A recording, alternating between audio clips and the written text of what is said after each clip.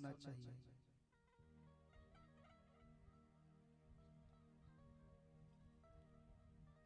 क्योंकि संत कहते हैं शंकर भगवान इतने दयालु हैं महाराज, जो सच्चे मन से जो प्राणी कुछ भी अर्पण कर देता है ना,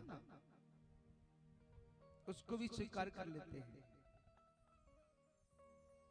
वो ये नहीं सोचते महाराज कि ये मेरी अच्छी सेवा कर रहा है, गलत सेवा कर रहा है, वो तो भाव देखते हैं मात्र।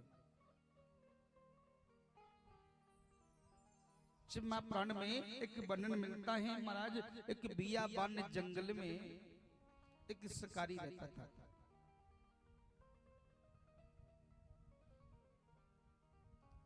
और वैसे तो महाराज कोई भी प्राणी हो, जब किसी कर्म को करने के लिए जब वो चलता है ना, तो वो भी उस परमात्मा का नाम लेता है, और परमात्मा सबकी प्रार्थना को स्वीकार करते हैं। संत कहते हैं ना, जाकी रही भावना जैसी प्रभु मूरत देखो तिन, जैसे मन से जैसे भावना से जो प्राणी उस परमात्मा को भोलेनाथ को मनाता है ना, बाबा हमेशा भंडार भरते हैं। बाबा कभी उस प्राणी को निराश नहीं करते। तो बात सत्य है। आपने देखा होगा जब शहरों में कोई दुकान खोल करके बैठता है ना, सबसे पहले वो बाबा को अगरबत्ती लगाता है, हे बाबा मेरे भंडार भर रख के ग्राहक अच्छे हमें। डॉक्टर भी इंतजार करता है, हे भगवान थोड़ा सा ठीक ठाक लोगों को भेजना बीमार करके, हाँ, जिससे कि चकाचक गड्डी बन जाए। बाबा उनकी भी सुनते हैं। और जो शहरों में महाराज कांटी कफन का सामान लेकर के जो बैठा ना, वो तो सुबह जगते यही प्रार्थना करता है, हे भगवान 10-20 लोगों को जल्दी से मारो। बताओ,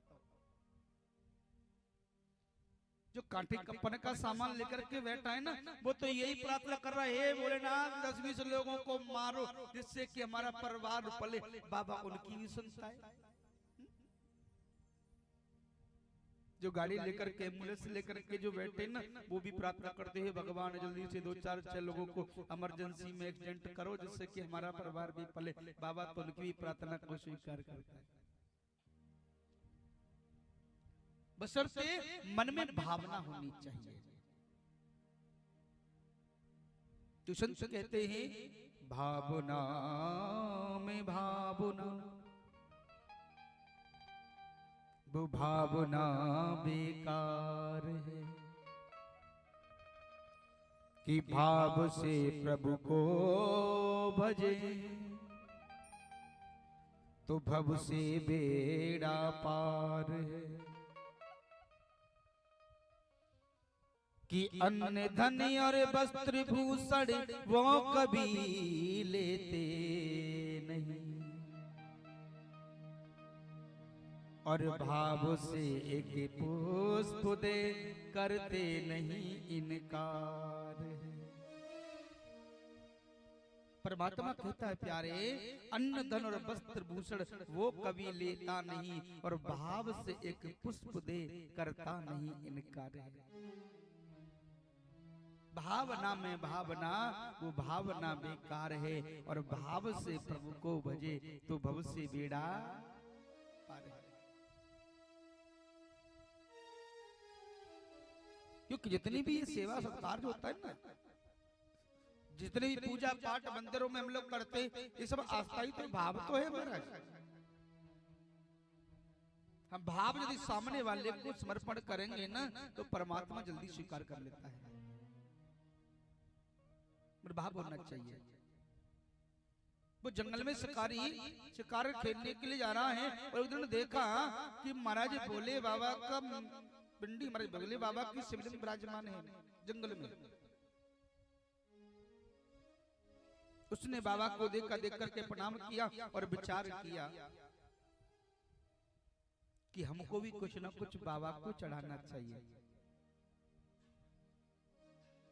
चढ़ाना चाहिए। बोले ठीक है। अब शिकारी था, बेचारे को ज्ञान तो था ही नहीं, उसने क्या काम किया, शिकार खेल करके जो आया था और जो भी कुछ मांस बचा था ना, वो सबसे पहले उसमें से मांस के टुकड़े ला करके बाबा के ऊपर चढ़ा दिए,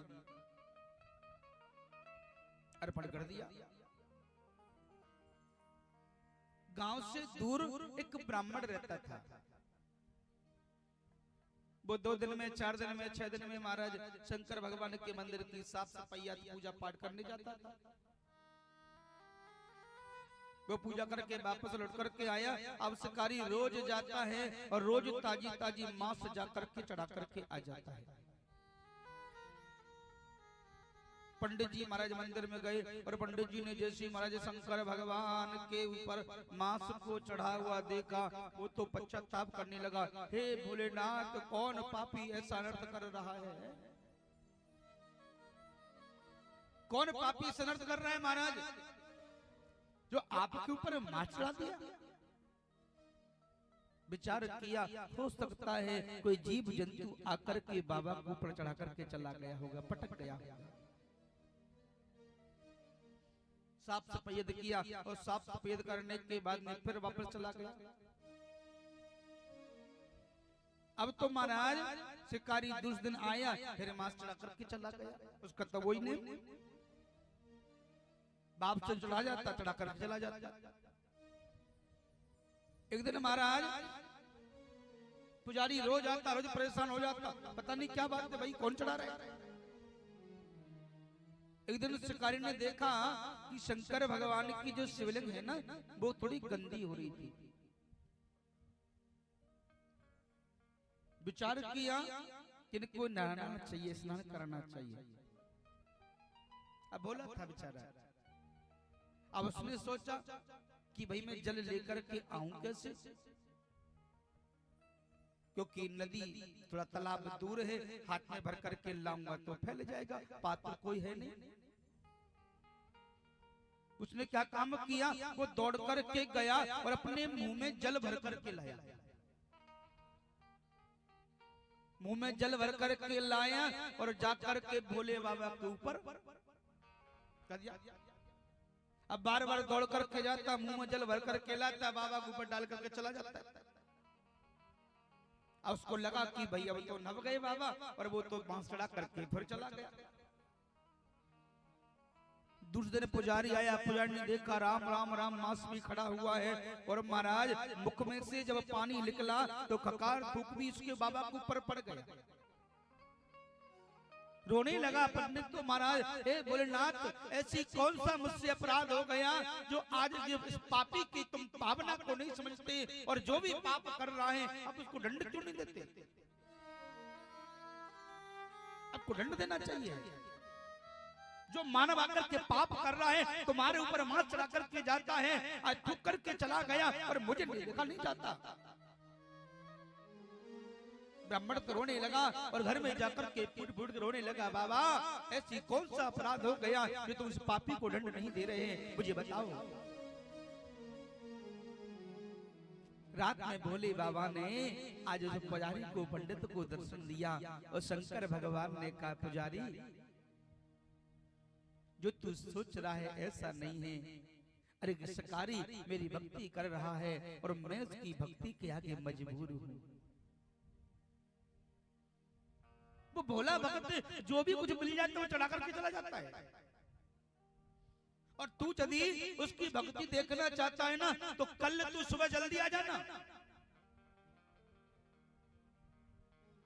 पंडित जी की आंख खुली, अंतर्ध्यान। ब्राह्मण देवता दौड़ कर गया, जल्दी गया और जाकर के झाड़ी में छुप करके देखने लगा। अब देवता तो सब कौन है, मैं आएगा। शिकारी का रोज का नियम, मांस के टुकड़े लेकर के आया और जैसे बाबा पर चढ़ाया, शिकारी ने देखा कि बाबा के एक आंख में खून निकल रहा है। बोला था बेचारा, उसने सोचा बाप रे बाप, शंकर भगवान की आंख में खून निकल रहा है, ये कैसे, किसने कर दिया।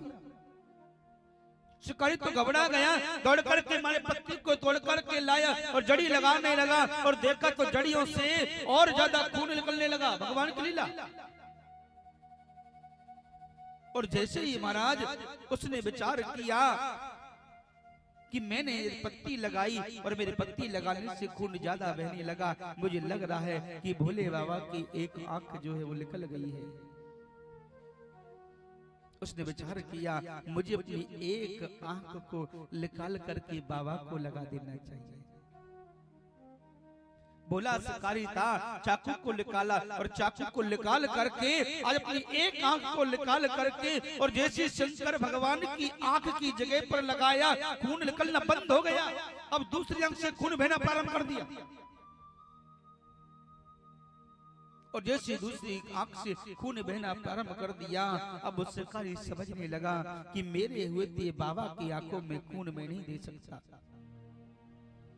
प्रार्थना कर लगा, भोलेनाथ मैं चाहता हूं कि मैं अपनी दूसरी आंख को भी तुम्हारी आंख की जगह पर लगा दूं, मगर मुझे फिर दिखाई तो देगा नहीं, मुझे पता कैसे चलेगा आंख निकलने के बाद मुझे कहां लगाना है।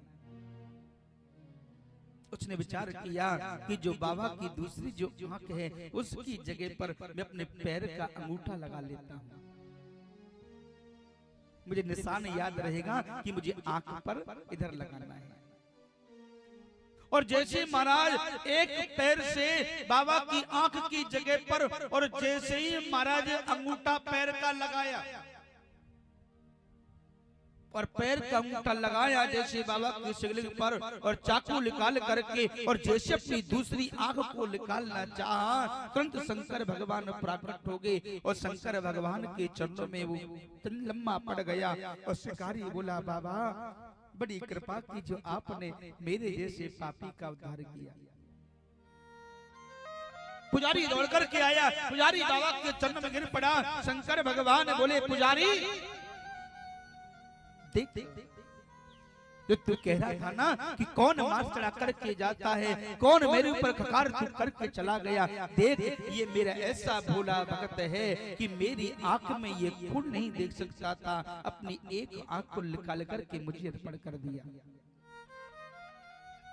और इसको जब पता चला कि दूसरी आंख में भी खून निकल रहा है, ये ऐसा भोला भक्त है, इसने विचार किया क्यों ना मैं अपनी दोनों आंखों को इस बाबा को अर्पण कर देता हूँ। मैं इसकी भक्ति के आगे मजबूर था। पुजारी ने कहा, प्रभु तुम्हारे लीला तुम ही जानो और मेरे प्यारे भक्त, आज बाबा ने उसकी आंख को ठीक किया और लीला को दिखा करके बाबा का अनन्य भक्त बना। महाराज अनन्य भक्त बनकर के बाबा की वर्षों सेवा की और भगवान की शिवलोक धाम को प्रागट्य हो गया।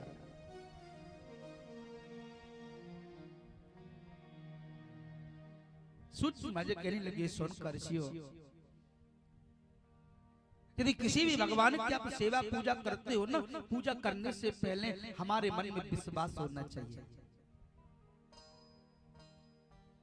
हमारे मन में विश्वास होना चाहिए कि हम बाबा को जल चढ़ा रहे हैं, बाबा हमारी प्रार्थना को स्वीकार करेंगे कि नहीं करेंगे। विश्वास मति फलदायक को, मगर हम लोग जो है वो पूजा तो करते हैं मगर परमात्मा पर संपूर्ण विश्वास नहीं करते। पूजा तो करते हैं मगर करेंगे कैसे? स्वार्थ से। बिना स्वार्थ के पूजा नहीं करते। महाराज गलती से एक लोटा जल हम चढ़ाने चले भी जाएंगे ना तो कम से कम 10-20 तो मन्नत मांगेंगे भगवान से, भगवान मैं जल चढ़ा रहा हूँ आपको